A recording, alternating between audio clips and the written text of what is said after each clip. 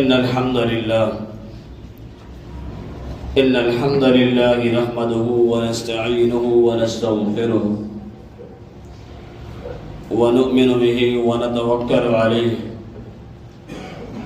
ونعوذ بالله من شرور أنفسنا ومن سيئات أعمالنا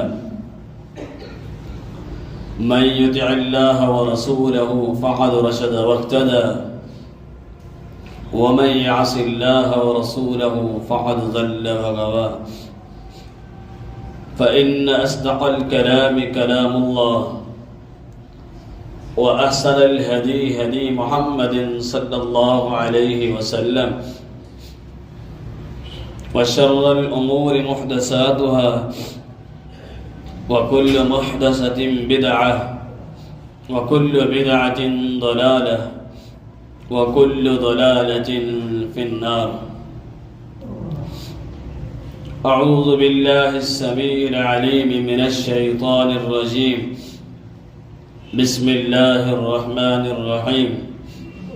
يا أيها الناس اتقوا ربكم الذي خلقكم من نفس واحدة وخلق منها زوجها وبث منهما رجالا كثيرا ونساء واتقوا الله الذي تساءلون به والأرحام إن الله كان عليكم رقيبا. يا أيها الذين آمنوا اتقوا الله حق تقاته ولا تموتن إلا وأنتم مسلمون. يا أيها الذين آمنوا اتقوا الله وقولوا قولا سديدا يصلح لكم أعمالكم ويغفر لكم ذنوبكم ومن يطع الله ورسوله فقد فاز فوزا عظيما.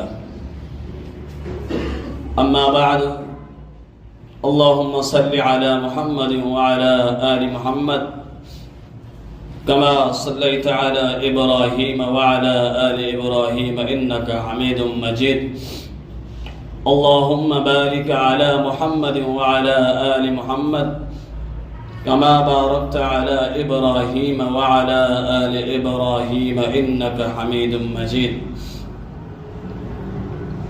قال الله تبارك وتعالى في القرآن المجيد: ووصينا الإنسان بوالديه حملته أمه وهنا على وهن وفصاله في عامين أن اشكر لي ولوالديك إلي المصير وإن جاهداك على أن تشرك بي ما ليس لك به علم فلا تطعهما وصاحبهما في الدنيا معروفا واتبع سبيل من أناب إلي ثم إلي مرجعكم فأنبئكم بما كنتم تعملون. گزشتہ جمعے ہم نے لقمان حکیم کی اپنے بیٹے کو جو نصیحتیں تھیں ان میں سے چند کا ذکر کیا تھا. لقمان حکیم اللہ تعالیٰ کے ہاں ایک برگزیدہ اور صاحب وقار آدمی تھے. اللہ تعالیٰ نے ان کی حکمت، ان کی دانائی کو قیامت تک آنے والے لوگوں کے لیے اپنے کلام مجید کا حصہ بنایا. لقمان حکیم کی احادیث سے بھی اللہ کے پیغمبر علیہ السلام کی زبانی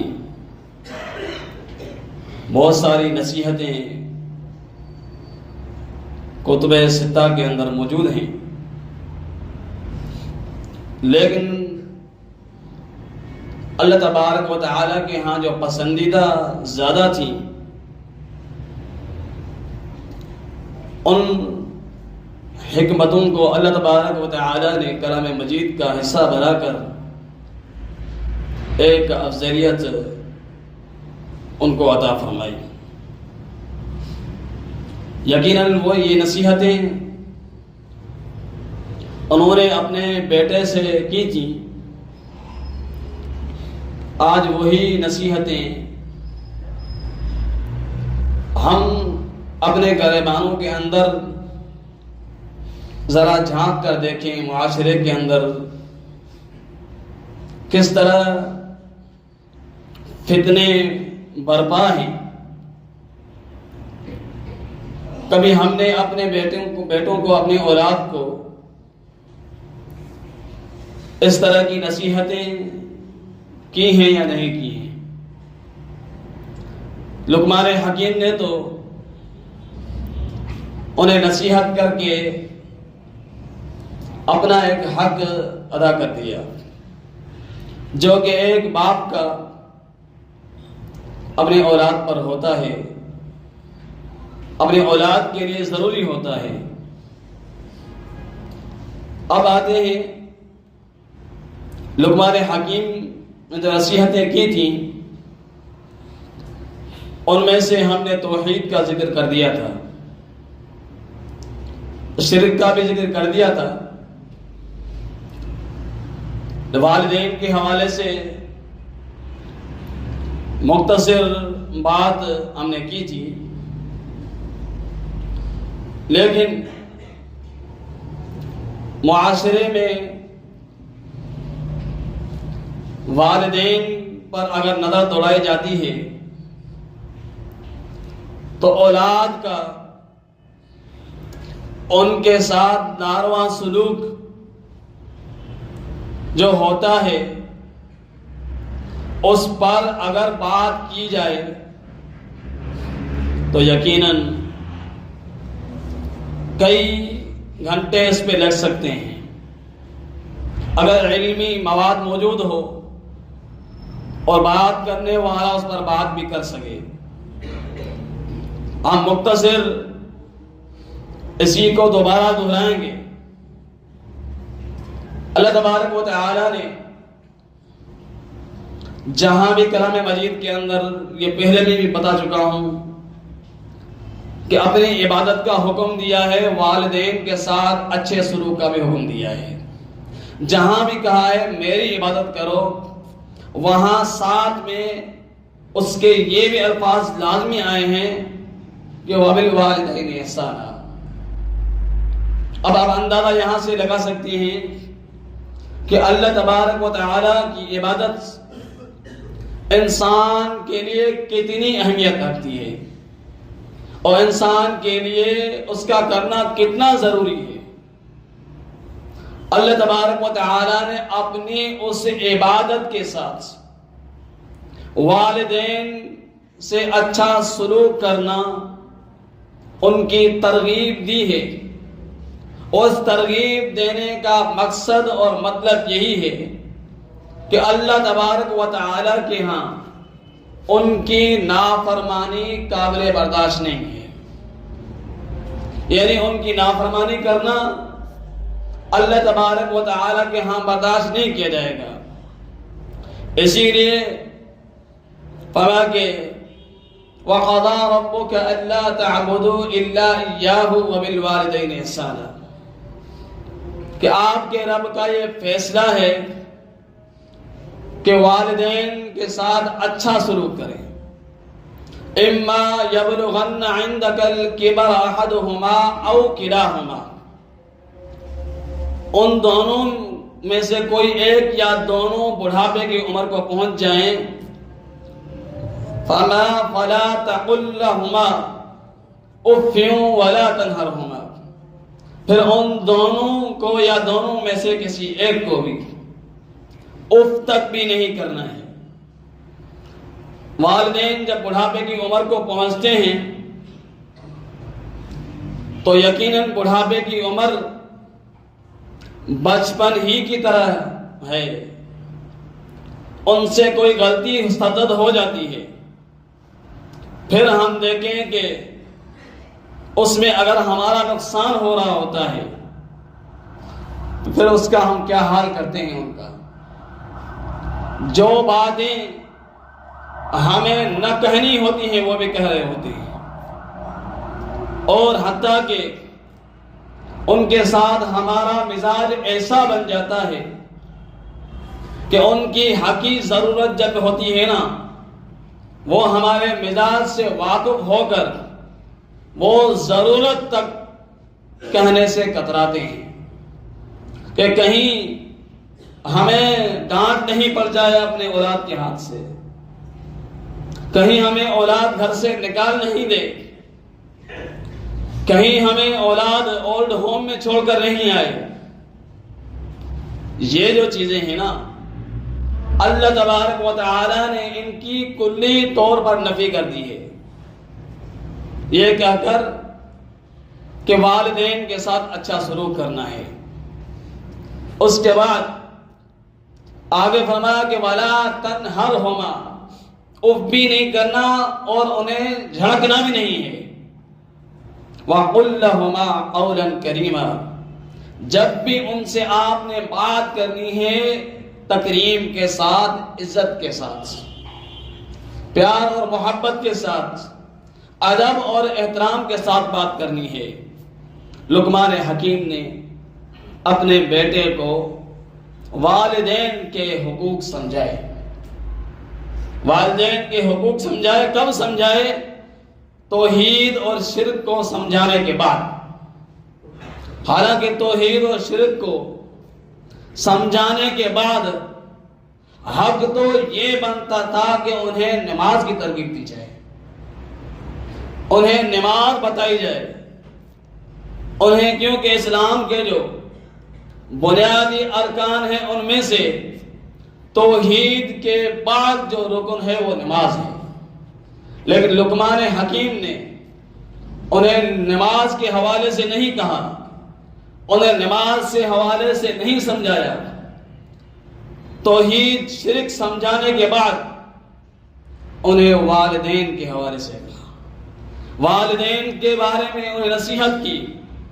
جب والدین کے بارے میں انہیں نصیحت کرنے کے بعد پھر انہیں کہتے ہیں یا بنی اقم الصلاۃ وامر بالمعروف وانہ عن المنکر، اس کے بعد کہتے ہیں توحید اور والدین کے ساتھ اتنے سلوک کے بعد حق یہ بنتا تھا کہ نماز سمجھائی جائے۔ نہیں، معنی والدین کے ساتھ اچھا سلوک کرنا کتنا اہمیت رکھتا ہے، کتنی اہمیت رکھتا ہے۔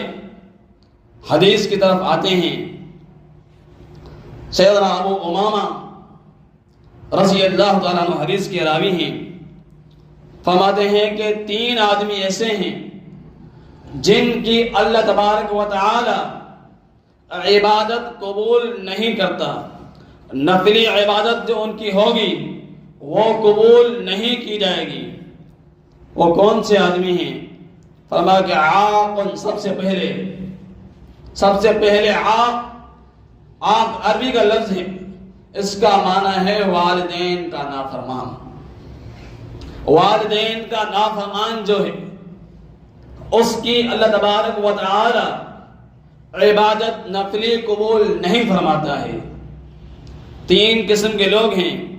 دوسرا فرمایا کہ احسان جتلانے والا، کسی کے اوپر احسان کیا پھر اسے بار بار جب بھی موقع ملتا ہے اسے یہ کہتا ہے کہ یار میں نے فلاں ٹائم پر آپ کو احسان کیا تھا، آپ کو میرے احسان یاد نہیں ہے، میں نے آپ کے ساتھ اچھا سلوک کیا تھا۔ اگر دیکھا جائے کلام مجید کی آیت کو، هل جزاء الاحسان الا الاحسان، احسان کا بدلہ احسان ہی ہوتا ہے، احسان کا بدلہ احسان کو جتلانا نہیں ہوتا۔ اگر کوئی کسی پر احسان کرتا ہے تو یقیناً جس کے ساتھ احسان کیا گیا ہے اسے بھی یہ بات ذہن میں ہونی چاہیے کہ بدلے میں اس کے ساتھ اچھا سلوک کرے، اس کے ساتھ بھی احسان کرے۔ اگر نہیں کر سکتا تو کم سے کم احسان کرنے کی، اس کے ساتھ اچھا سلوک کرنے کی آخری حد یہ ہے کہ کم سے کم اس کے لیے دعا کرے، کم سے کم اس کے لیے دعا تو کر سکتا ہے، باقی اگر کچھ نہیں کر سکتا، حتیٰ کہ حدیث کے اندر آتا ہے کہ اس حد تک دعا کرے کہ اس کو یقین ہو جائے، وہ دل میں یہ بات بالکل مطمئن ہو کر سمجھ لے کہ میں نے اس کے احسان کا بدلہ دے دیا ہے، میں نے اس کے احسان کا حق ادا کر دیا ہے، اس وقت تک وہ اس کے لیے اس احسان کے بدلے دعائیں کرے گا۔ ہمارا مقصد جو حدیث سے تھا وہ یہ تھا کہ ایسے لوگ جو والدین کے نافرمان ہوتے ہیں، ان کے ساتھ بدتمیزی کے ساتھ پیش آتے ہیں، ان کی بے ادبی کرتے ہیں اپنے مفادات کے خاطر، اپنے مقصدوں کے خاطر، تو یقیناً وہ 5 وقت کے نمازی ہی کیوں نہ ہوں، ان کی نماز کا، ان کے کسی عمل کا کوئی فائدہ نہیں ہوگا، کوئی عمل کا فائدہ نہیں ہوگا۔ کیوں کہ دوسری حدیث کی طرف جب آئیں گے تو یہ بات واضح ہوتی ہے۔ یہاں صرف نقلی عبادت کا ذکر ہے حدیث کے اندر، باقی جو ہے ایک حدیث آتی ہے اس کے اندر ہے رضا اللہ فی رضا الوالدین سخط اللہ فی سخط الوالدین، یعنی اللہ تعالی کی رضا، اس کی خوشنودی حاصل اگر جو شخص کرنا چاہتا ہے وہ یہ کام کرے گا کہ والدین کو راضی کرے گا۔ اس کے والدین اس کے ساتھ اگر راضی ہیں تو اللہ تبارک و تعالی اس کے ساتھ راضی ہیں، اگر اس کے والدین اس کے ساتھ ناراض ہیں تو اللہ تبارک و تعالی بھی اس کے ساتھ ناراض ہے۔ آگے آتے ہیں، یہ مختصر بات کی حدیثیں اور بھی بہت ہیں والدین کے حوالے سے۔ آگے جو نماز کے حوالے سے انہوں نے اپنے بیٹے کو نصیحت کی ہے، یا بنی اقم الصلاۃ وامر بالمعروف وانہ عن المنکر، کہ اے میرے بیٹے نماز کو ہمیشہ قائم رکھنا ہے، نماز کو ہمیشہ قائم رکھنا ہے۔ پڑھنا، یہاں کہیں بھی قرآن کے اندر نماز کے حوالے سے جب بھی بات آئی ہے وہاں قائم کا الفاظ آیا ہے، پڑھنے کا الفاظ نہیں ہے۔ پڑھنے کا معنی اقرا کا لفظ وہاں پہ نہیں آیا ہے، وہاں آیا ہے لفظ جو ہے وہ پڑھنے کا آیا ہے، قائم کا لفظ آیا ہے۔ قائم کا معنی عربی میں صحیح جو ہوتا ہے وہ ہے ہمیشگی، یعنی اس بات پر، اس عمل پر آپ نے ہمیشہ ڈٹے رہنا ہے، اس عمل کو کبھی آپ نے ترک نہیں کرنا۔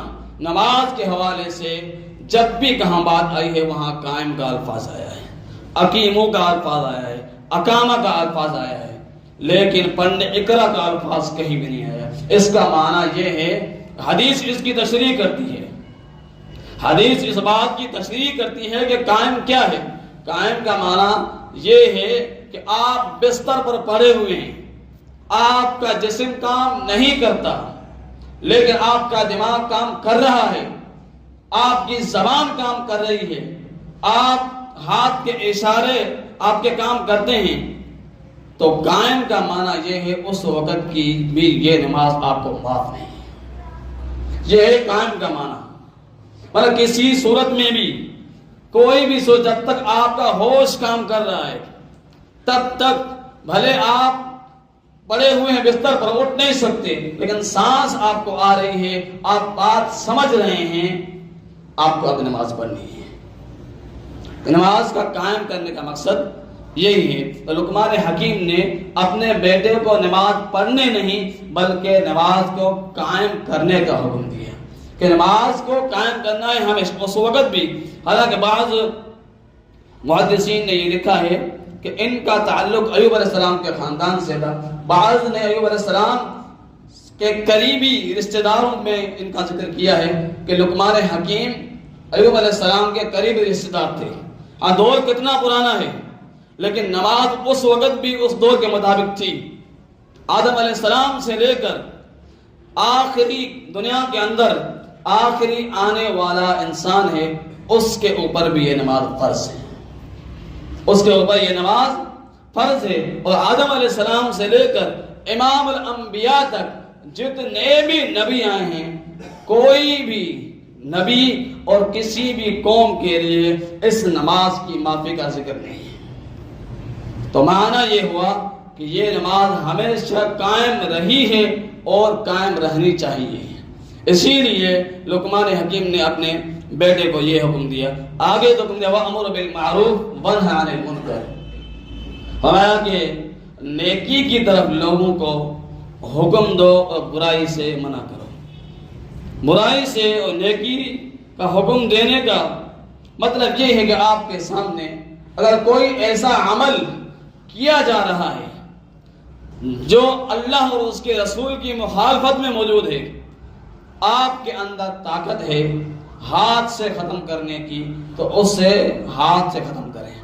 اگر طاقت ہے زبان سے ختم کرنے کی تو زبان سے ختم کریں۔ اگر طاقت ہے اسے دل میں برا سمجھنے کی تو کم سے کم یہ حدیث کے اندر حکم دیا گیا ہے، کم سے کم آپ اتنا کریں کہ دل میں اس چیز کو برا سمجھیں۔ یہ ایمان کا آخری حصہ ہے۔ تو یہاں پر لقمان حکیم نے اس چیز کا حکم دیا۔ اللہ تبارک و تعالی نے قرآن مجید کے اندر فرمایا فلولا نفر من كل فرقة منهم طائفة ليتفقهوا في الدين ولينذروا به قومهم اذا رجعوا اليهم لعلهم يحذرون۔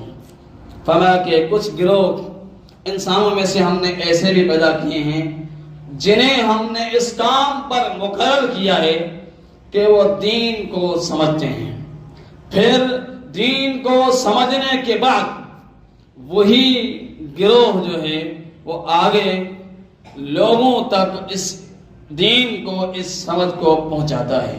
یہ ان کا کام ہے تاکہ قوم جو ہے اللہ تعالیٰ کے عذاب سے ڈر جائے اور اللہ تعالیٰ کی رحمت کی مستحق بن جائے۔ لقمان حکیم نے اپنے بیٹے کو اس کام کی طرف جو ہے وہ ترغیب دی۔ اس کے بعد آگے آتے ہیں لقمان حکیم نے اپنے بیٹے کو نڈر بھی بنایا، کیونکہ انسان ہیں، انسان پر مصائب اور مشکلات آ سکتی ہیں۔ تو پھر اس وقت کیا کرنا ہے؟ لقمان حکیم نے اپنے بیٹے کو یہ بھی بتا وَاصْبِرْ عَلَىٰ مَا أَصَابَكَ إِنَّ ذَلِكَ مِنْ عَزْمِ الْأُمُورِ۔ ہمارا کہ تب تیرے اوپر کوئی مصیبت آ جائے، تم پریشانیوں میں مبتلا ہو جائے تو پھر تجھے کیا کرنا ہے؟ واویلا کرنا ہے، نوحہ کرنا ہے نہیں، اپنے بیٹے کو صبر کی تلقین دے رہے ہیں اور اس کے اندر ایک بردباری پیدا کر رہے ہیں، اس کو ایک لیڈر بنا رہے ہیں کہ مصائب اور مشکلات کا سامنا آپ کا ان کے ساتھ سامنا ہوگا، آپ نے اس وقت کیا کرنا ہے؟ صبر سے کام لینا ہے۔ اور یہی تعلیم اللہ کے رسول نے، اللہ تعالیٰ نے اللہ کے رسول کی امت کو بھی دی ہے۔ دو جگہ پر ہے سورۃ بقرہ کے اندر، ایک ہی صورت ہے دو جگہوں پر، پہلے پارے کے اندر بھی دوسرے پارے کے اندر بھی، دو جگہوں پر فرمایا کہ استعینوا بالصبر والصلاۃ، یعنی مدد طلب کرو صبر اور نماز کے ذریعے۔ نبی صلی اللہ علیہ وسلم کی یہ روٹین تھی، آپ کا یہ عمل تھا۔ آپ صلی اللہ علیہ وسلم نے، اب مکہ کی زندگی آپ اٹھا کے دیکھیں، آپ نے صبر کی حد کی ہے، صبر کی حد کی ہے، یعنی لوگوں نے کتنی تکلیفیں پہنچائیں شعب ابی طالب کے بعد، یعنی ابو طالب اور ام المؤمنین سیدہ خدیجہ الکبریٰ کے انتقال کے بعد۔ حالانکہ کچھ تکلیفیں تو ام المؤمنین سیدہ خدیجہ کی زندگی کے اندر بھی دی گئی، لیکن ان کے انتقال کے بعد انتہائی زیادہ ستایا گیا، لیکن آپ نے کیا کیا؟ صبر سے کام کیا۔ اور جب آپ مدینے کی طرف آئے، جب بھی آپ کسی معاملے میں پریشان ہوتے، کوئی آپ کو تکلیف پہنچتی، سیدنا بلال کو حکم دیتے، بلال اذان دے دو، نماز کے لیے ہم کھڑے ہوں تاکہ اس نماز کے ذریعے اپنے جسموں کو سکون اور راحت پہنچائیں۔ یہ شروع سے معاملہ چلتا ہوا آ رہا ہے کہ مصیبتوں کے ٹائم پہ آپ نے کیا کرنا ہے؟ واویلا کرنا ہے، نوحہ کرنا ہے؟ نہیں، صبر اور نماز سے کام لینا ہے۔ تو لقمان حکیم نے اپنے بیٹے کو یہ نصیحت کی، اور یہ نصیحت حقیقتاً اپنی اولاد کو بندہ جب کرتا ہے نا، اولاد کے اندر ایک بردباری پیدا ہونے کا ایک مطمئن انسان کو ایک چانس ہوتی ہے کہ اولاد کے اندر میں جو اس کو نصیحت کر رہا ہوں، ممکن ہے کہ اس کے اندر بردباری پیدا ہو، ممکن ہے کہ اگر میری اولاد بھٹکی ہوئی ہے کہ وہ راستے پر آ جائے۔ انسان کو ایک امید ہوتی ہے، ایک تمنا ہوتی ہے۔ یقیناً اگر ہم اخلاص کے ساتھ اپنی اولاد کو یہ نصیحتیں جو لقمان حکیم نے کی ہیں اپنی اولاد کو کریں تو اللہ تبارک و تعالی سے ہم امید کر سکتے ہیں کہ ہماری اولاد بھی اچھی بنے گی، ہماری اولاد بھی اس راستے پر چلے گی جس راستے کی اس کو ضرورت ہے۔ وہ ہے اسلام کا راستہ، وہ ہے اللہ تعالی کا دیا ہوا اور نبی علیہ الصلوۃ والسلام کا دکھایا ہوا راستہ ہے۔ آگے بھی آتے ہیں، لقمان حکیم نے اپنے بیٹے کو ایک اور نصیحت کی جو کہ انتہائی اہم ہے۔ فرمایا وَلَا تُصَعِّرْ خَدَّكَ لِلنَّاسِ، کہ بیٹے لوگوں سے اپنے منہ کو پھلا کے نہیں رکھنا۔ ہمارے ہاں یہ روٹنگ ہوتی ہے نا، ہر وقت ہمارے چہرے پر 12 بج رہے ہوتے ہیں، یعنی کسی کے ساتھ اچھے انداز سے ملنا گوارا نہیں کرتے، کسی کو ہم دیکھنا پسند نہیں کرتے۔ تو جب ہم خود اس طرح نہیں کرتے ہیں، ہمارے اپنے اندر کوئی نرم مزاجی نہیں ہے، تو پھر یقیناً ہم اولاد کو کیا نصیحت کریں گے؟